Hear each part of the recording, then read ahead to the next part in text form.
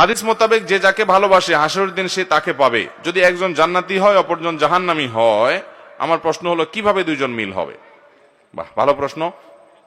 দেখুন, আলমার ও মা আমান আহাব, মানুষ যাকে ভালোবাসবে কিয়ামতের ময়দানে তার সাথে থাকবে, হাদিসে নবী সাল্লাল্লাহু আলাইহি ওয়াসাল্লাম বলেছেন। এর মানে হলো এই ভালোবাসা যখন আল্লাহর জন্য হবে, আল্লাহর জন্য হবে, আল্লাহকে খুশি করার জন্য হবে, তখন উভয় জান্নাতি হবেন, তখন দুজন একজন আরেকজনের সাথে থাকবেন। আর যদি ভালোবাসাটা আল্লাহর জন্য না হয়, দুইজন আল্লাহওয়ালা না হয়, তাহলে সেক্ষেত্রে এই হাদিস প্রযোজ্য না। এই হাদিসের উদ্দেশ্যই হলো কোন মানুষ যদি একে অন্যকে আল্লাহর জন্য ভালোবাসে, তার মানে দুইজনই নেককার, তাহলে তারা দুইজনেই জান্নাতে থাকবে পরস্পর পরস্পরের সাথে। কিন্তু আর এই ভালোবাসা যদি দুনিয়ার কারণে হয়, ধরুন একজন স্বামী একজন স্ত্রীকে ভালোবাসছে, একজন মানুষ একজন মানুষকে ভালোবাসছে, ভালোবাসাটা দুনিয়ার কারণে, এই হাদিসে সেটা বোঝানো হয়নি।